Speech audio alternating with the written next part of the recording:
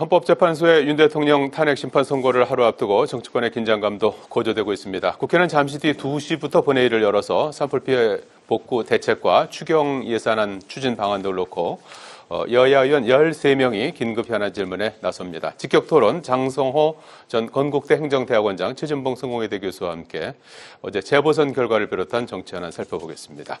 안녕하십니까? 네, 안녕하세요. 안녕하세요. 네.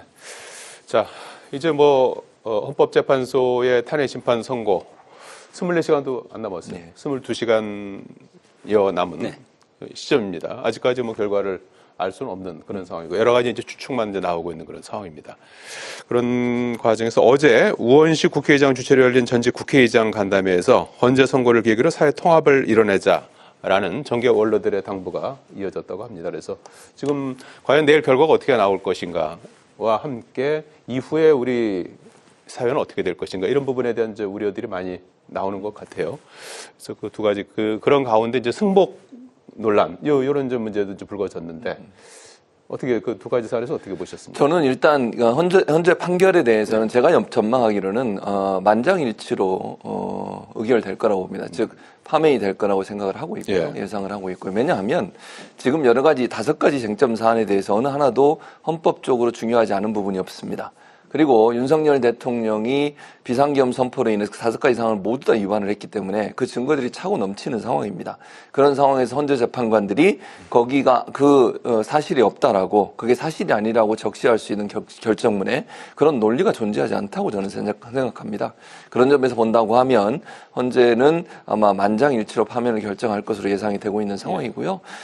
승복 문제는 지금까지 예전에 한번 제 기억으로입니다. 권성동 원내대표와 이제 국민의힘 말씀을 드리면 권성동 원내대표와 그 다음에 비대위원장 두 분은 승복 얘기를 한 것 같아요. 근데 대통령 변호인단에서는 제 기억으로는 아주 한 달 전인가 얼마 전인가 석동현 변호사가 유일하게 한번 얘기한 거 빼고 최근에 와서는 그런 얘기를 전혀 하지 않고 있습니다. 대통령 자신도 그렇고요.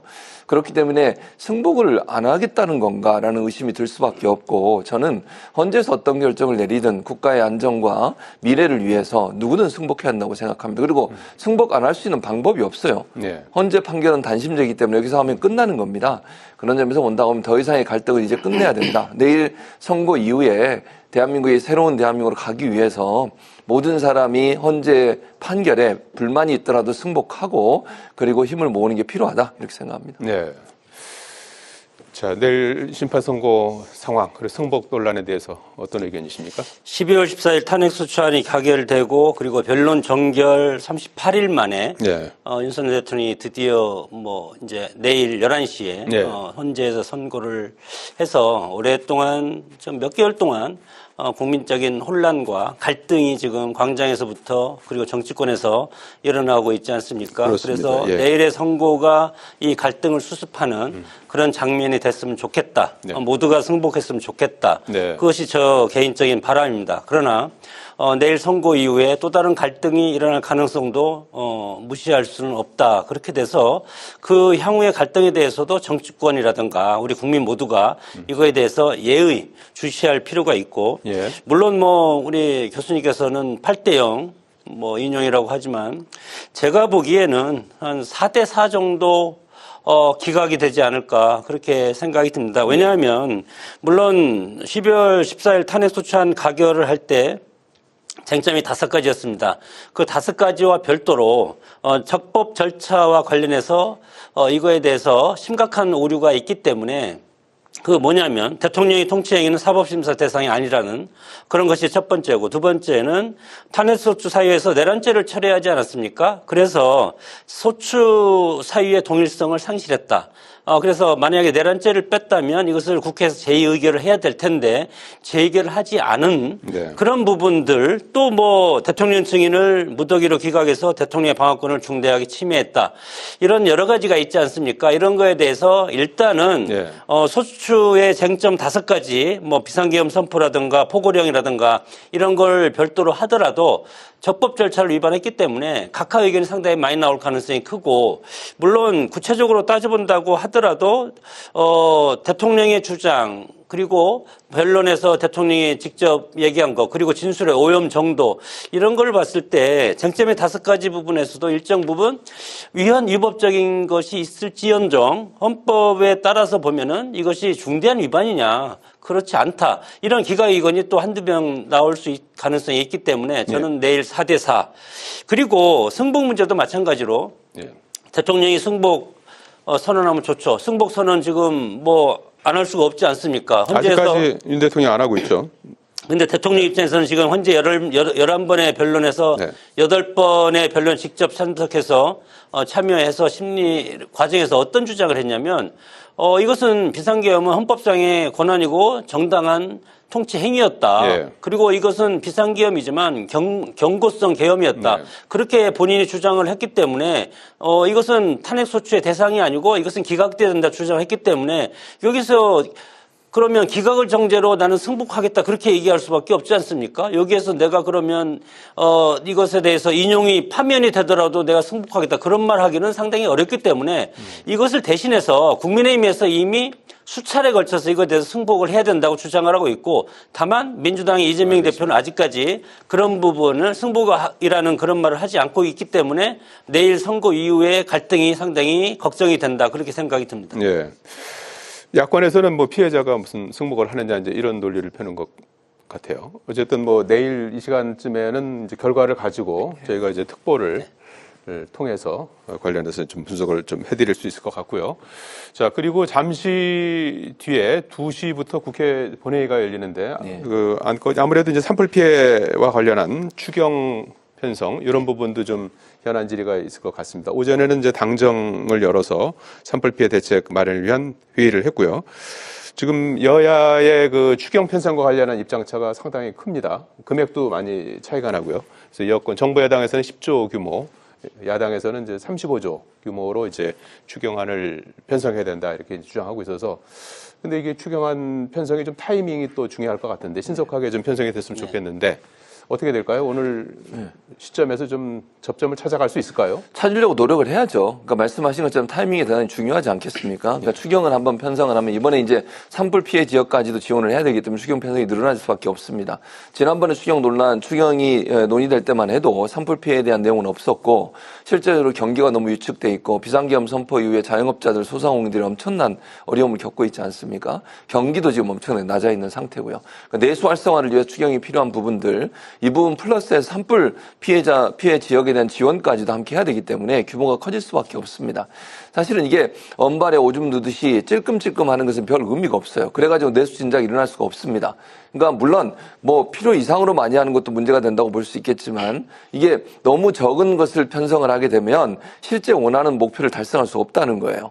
마중물이 되려고 하면요, 경제가 돌 수 있도록 하는 그런 역할까지도 해내야 되는 겁니다. 그렇다고 하면 지금의 어려운 상황을 뚫어내기 위해서는 필요한 부분에 좀 더 강하게 추경을 편성할 필요가 있다.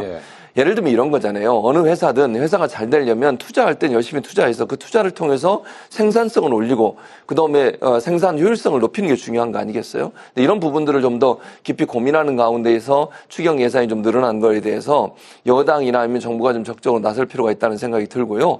또 하나는 이번에 여당에서 추경 편성을 하면서 갑자기 긴급하게 편성해서 어떤 내용인지 세부 내용을 국회에 지금 전달 안 한 걸로 민주당이 얘기를 하고 있어요. 그럼 이 부분도 아니 정부가 편성을 하려면 어떤 부분이 어떻게 돈이 들어가는지를 명확하게 밝혀서 내야 될 거 아닙니까? 그래야 이게 추경이 필요한지 안 필요한지를 잘 봐야 될 텐데, 이런 부분도 정부가 좀 적극적으로 자세한 세부 내역들도 함께 국회에 요청을 해서 국회가 올바른 판단할 수 있도록 도움을 줘야 한다고 생각합니다. 여야 입장차가 워낙 큰 상황이어서 이게 좀 어디서부터 좀 접점을 찾을 수 있을까요? 참 민주당은 지난 총선 때부터 총선 공약이 지역화폐 공약하지 않았습니까? 그래서 지역화폐를 포함한 35조를 지금 추경을 하는데, 그러면 지난 연말에 예산삭감 4조 정도 예산삭감을 왜 했습니까?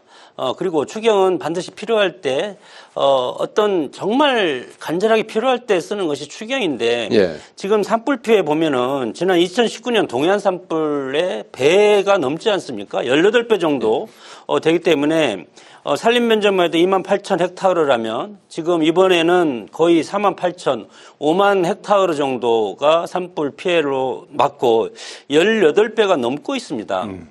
그렇기 때문에 지역화폐를 주장할 것이 아니고 일단은 이번 이 산불 피해 1년 동안 앞으로 컨테이너에서 집도 없이 생활을 하는 산불 피해 이재민들이 상당히 많지 않습니까? 예. 그렇기 때문에 원포인트로 그거 먼저 하는 것이 저는 옳겠다. 그래서 정부에서도 그러지 않습니까? 재대응 그리고 지금 미국에서 트럼프발 지금 통상 지금 그런 것이 상당히 지금 압박으로 오고 있지 않습니까? 예. 그리고 민생 지원 이런 3대 분야에 대해서 일단 10조니까 10조 언저리에서 여당과 야당 그리고 정부가 서로 협의해서 하는 것이 좋지 계속 지역화폐를 비롯한 지난 총선 때부터 공약한 이재명발 그런 총선 공약을 계속 추경을 통해서 계속 하겠다는 예. 그것은 민주당의 어떤 아집이라고 생각이 들고 예. 급한 불 먼저 끄는 것이 추경의 원래 본질적인 의미라고 생각이 듭니다. 예.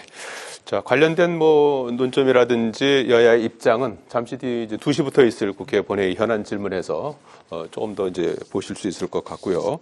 어제 부산교육감 그리고 5개 기초단체장 그다음에 광역의원 기초위원회에서 전체 23개 선거구에서 미니 재보선이 치러졌습니다. 결과는 야당이 약진한 그런 결과를 받았던 것 같아요. 그래서 지금 12.3 기엄 사태 이후에 치러진 전국 단위의 선거. 물론 이제 광역단체장이나 국회의원 선거가 없어서 관심은 상당히 좀 저조한 그런 상태에서 치러졌는데 이번 재보선 결과 어떻게 봐야 될까요? 그건 뭐 윤석열 정부와 국민의힘에 대한 심판이죠. 그렇게 볼 수밖에 없고요. 특히 부산 지역의 교육감 선거에 진보진영 교육감, 거기는 당이 없으니까요. 네. 진보진영 교육감이 승리를 했고 거제시장도 지금 민주당 후보가 당선이 됐어요. 그리고 이렇다고 하면 경남 지역이나 PK 지역마저도 이제는 국민의힘의 잘못된 행동, 이 내란 사태에 대해서 엄중한 심판을 했다고 보여집니다. 그리고 기존에 이제 민주당이 지켰던 것들은 대부분 지켰고요. 물론 이제 담양이 조국혁신당이 당선이 됐으니까 여기서 민주당이 패배를 했지만 이거는 조국혁신당과 민주당의 관계의 문제이지 이건 탄핵의 문제로 본다고 하면 윤석열 정권의 내란 사태 이 부분에 대해서는 국민들이 심판했다고 생각을 합니다. 그러니까 경상도 지역마저도 지금 국민의힘과 또 국민의힘이 사실은 윤석열 대통령의 내란 혐의에 대해서 함께 비판하기보다는 옹호하는 듯한 태도를 보이고 있는 것에 대한 그런 심판의 선거였다고 저는 생각을 하고요. 이게 이제 민의라고 말씀을 하신 것처럼 만약에 뭐 내일 어떤 결과가 나올지 모르겠습니다만 윤석열 대통령의 탄핵이 확정이 되면 조기 대선이 이루어지지 않겠어요? 그 조기 대선의 결과를 볼 수 있는 바로미터 역할을 할 수 있다고 저는 봅니다. 그래서 많은 국민들, 특히 중도에 있는 분들이 윤석열 대통령의 비상계엄 선포가 얼마나 잘못된 행동인지 하는 부분에 대해서 명확하게 민심을 전달하는 선거의 결과였다. 이렇게 볼 수 있을 것 같습니다. 선거 결과 뭐 이제 그 상대적으로 관심은 저조했지만 네. 그리고 이제 뭐 이렇게 이제 결과가 나온 그런 상황인데 정치권에서 어떻게 이걸 좀 받아들이고 있는 것 같습니까? 뭐 통상 우리가 선거를 치르면 몇 대 몇 네. 그런 걸로 해서 여당과 야당 누가 참패했고 누가 패배했고 그런 것에 대한 결과에 대한 관심은 상당히 많지 않습니까? 네. 그러나 지금 현재 시국이 내일 대통령 탄핵 선거를 앞두고 있고 탄핵 정국이기 때문에 광장의 시민들이 서로 격돌하고 정치권도 격돌하고 네. 모두가 지금 탄핵과 관련해서 얽혀 있기 때문에 상대적으로 관심이 없는 가운데 치러진 것이기 때문에 낮은 투표율, 물론 대표성이 없다고는 하지만 그럼에도 불구하고 선거 결과는 우리가 겸허하게 받아들여야 된다고 생각이 들고 예. 숫자적으로 봤을 때는 구로구청장 경우 같은 경우는 뭐 현직 구청장이 명의신탁, 주식 명의신탁인가 이거 관계로 해서 백지 신탁 관계로 해서 삭퇴를 했기 때문에 국민의 입장에서는 무공천을 할 수밖에 없었고 예. 그런 상황에서 5곳 중 4곳이 야권이 승리했다. 표면적으로는 5곳 중에 4곳. 네, 그렇죠. 5곳 중에 4곳이 야권이 승리했기 때문에 여당이 사실상 패배했다. 이렇게 이제 보는 것이 해석상은 맞는 것 같지만 여기에서 담양 선거가 이재명 호남 표심이 조국혁신당의 후보를 지지했기 때문에 이재명 대표의 호남 장악력이나 확장력 이거에 대해서 앞으로 향후에 있을 정치적인 어떤 여러 가지 전개 과정에서 의미 있게 우리 국민의힘 입장에서는 볼 수밖에 없을 것 같고 집권 여당도 마찬가지로 대통령 탄핵을 지금 뭐 해서 치러 온 정당 아니겠습니까? 그렇기 때문에 이 내일을 기점으로 해서 이런 것들이 창조적 파괴를 통해 뭐 홍준표 대표는 이것을 파천왕이라고 그러고 뭐 얘기를 하던데 창조적 파괴를 통해서 당을 재창당의 수준으로까지 창조적으로 파괴할 정도로 심각하게 보고 이것에 대해서 당의 모든 것을 다 개혁할 필요가 있다고 생각이 들고 예. 그런 것이 우리가 통상적으로 그냥 뜬금없이 할 수가 없으니까 이런 선거 결과를 통해서 우리가 이런 명분을 통해서 우리가 이런 선거 결과를 우리가 받았기 때문에 보수 정당인 국민의힘은 이제는 창조적 파괴로 해서 당의 혁신의 길로 가겠다. 그런 기회로 삼았으면 좋겠습니다. 예. 그 내일 선거 결과와 관련해서도 아마 이제 그런 계기가 될 수도 있겠죠. 뭐 경우에 선거 따라서. 결과는 결과를 따라서. 보면은 여당 야당 예. 뭐 모르지만 뭐 정치권 전체가 다 빅뱅이 올 가능성이 크다고 봅니다. 예. 자, 그리고 오늘 새벽에 그 예상했던 건가요? 트럼프 대통령이 국가별 상호 관세율을 발표했습니다. 우리나라는 25% 이제 관세를 이제 매긴다고 이렇게 발표를 했습니다. 이른바 이제 관세 전쟁이 현실화된 그런 상황입니다. 전 세계를 향해서 이제 관세를 이제를 확정을 해서 발표를 했는데 정부도 물론 이제 정부가 우선 기민하게 대응하고 총력 대응해야 될 그런 이제 상황이고 정치권에서도 좀 이걸 좀 뒷받침할 수 있는 방법이 없을까요? 저는 뒷받침할 거라고 봅니다. 일단 내일의 결과가 대단히 중요하다고 저는 생각합니다. 이게 이렇게 불안정한 국정 운영, 지금 이제 대행 체제가 계속되고 있는데 물론 앞으로도 뭐 어떻게 될지 모르겠습니다. 윤석열 대통령이 파면이 될지 아니면 다시 돌아올지는 모르겠지만요. 이게 빨리 결정이 돼야 대응을 할 수 있는 겁니다. 이렇게 어떻게 지금 미래가 될지 모르는 상황, 이 불확실성이 너무 크기 때문에 내일을 기점으로 해서 국회도 적극적으로 나설 거라고 저는 봅니다. 네. 지금 이제 트럼프 대통령이 너무 저는 개인적으로 황당한 발표라고 생각을 하는데요. 네. FTA도 완전히 무시해버리고 일본이나 유럽보다 우리가 관세가 더 높아요, 지금. 이것도 분명히 다시 논의가 돼야 될 것 같고요. 중국이나 베트남보다 우리가 좀 낮고 예. 일본이나 유럽보다는 좀 높습니다. 높고, 예. 예. 그리고 FTA를 이렇게 일방적으로 파기해버리는 경우가 있는지 모르겠어요. 예. 국가 간의 조약인데. 그래서 이 문제도 적극적으로 얘기해서 다시 논의가 필요한 상황이라는 생각이 들어서 예. 저는 일단 내일 어떤 경우가 나오게 되면 그리고 나면 이제 정부와 국회가 적극적으로 협력해야 한다고 생각해요. 그리고 나서 뭐 대선은 뭐 만약에 대선이 치러지면 대선은 치러지더라도 경제 관계 문제에서 국제 경제 관계 문제에 있어서는 어떻게 트럼프와 대응해서 우리가 우리의 이익을 챙겨올지 하는 부분에 대한 논의는 반드시 있을 거라고 저는 봅니다. 그리고 국회도 적극적으로 협조할 거라고 보고요. 예. 정부가 지금 아까도 말씀드린 대행 체제로 가고 있기 때문에 국회와 함께 협상하지 않고 논의하지 않으면 문제를 풀기가 어려워요. 그렇죠. 예. 그런 상황이기 때문에 국회와 긴밀한 협조를 통해서 문제 해결을 위해서 더 노력하는 그런 모습이 보이지 않을까 이런 생각이 듭니다. 예. 관세 전쟁과 관련해서는 좀 국회와 정부가 좀 하나가 돼서 내일 저 선거 이후에 더 좀 총력 대응해야 되겠다 이런 지적을 해주셨어요. 아니 하나가 돼야 되는데 하나가 되겠습니까? 이 사안에 대해서 이 예. 사안에 대해서 하나가 돼야 되는데 예. 그거보다도 제법이라든가 권력 투쟁에 더 정치권이 앞장서 있기 때문에 예. 내일 선고가 나와도 그 갈등이 지속될 가능성이 상당히 커서 저는 걱정이라고 계속 일관되게 얘기를 하는데 네. 상호관세 발표는 트럼프 입장에서는 대선 전국부터 공약으로 했던 것이고 우리가 그것에 꾸준히 이제 집권 여당이고 정부에서는 이것에 꾸준히 지금 대비를 해왔는데 네. 지금 탄핵이라는 이런 국면에서 있기 때문에 대미 외교가 상당히 치명타를 입어서 그런 부분도 물론 집권 여당이 책임을 져야 되겠지만 야당도 일정 부분 책임이 있다고 생각이 들고 관세율도 보면은 중국이 30%, 베트남이 46%. 그거에 비해서 일본은 24, 우리도 25. 네. 우리는 25%인데 자동차, 배터리, 반도체 이 3개 분야에 대해서 25% 아니겠습니까? 네. 상당히 이 수출 위축 효과, 매출 감소가 상당히 치명적입니다. 이것이. 네. 왜냐하면 삼성전자, 현대차, SK하이닉스, LG 에너지 솔루션 네. 대기업이 여기에 직격탄을 맞을 수밖에 없지 않습니까? 네. 그런데 대통령이 발이 묶여가지고 하지 못하고 있기 때문에 무방비로 우리가 지금 당하고 있다. 그래서 이 국내 생산 시대에 대한 압박이 상당히 증가할 것이고 미국은 현지 공장을 세우라는 거 아닙니까? 예. 그러나 우리는 현지 공장에 세우면 인프라 구축을 하기 위해서는 수많은 돈이 들어가기 때문에 그렇게 할 수 없다. 그래서 경쟁력에서 되지 않고 그리고 대체시장 개척도 동남아, 일본, 뭐 유럽 시장으로 네. 해도 되는데 이것도 한계가 있지 않습니까? 그래서 정정이 안정이 되고 정부의 대인책을 하려면 이제 뭐 통상외교 그 G7이나 WTO, OECD 등 통상외교도 강화해야 되고 FTA 조항에 보면은 긴급 구제 요청이 있습니다. 네. WTO에 제소할 수 있는 거. 네. 이런 것도 정부와 전국이 안정된 다음에 해야 되기 때문에 내일 이후에는 이런 것들이 차근차근 처리하면 이것이 다 해결될 수 있지 않을까 생각이 듭니다. 알겠습니다. 자, 내일 탄핵 심판 선고 이후에 최우선 또 과제가 경제 문제가 또 될 수도 있을 것 같습니다. 여기까지 듣겠습니다. 고맙습니다. 감사합니다.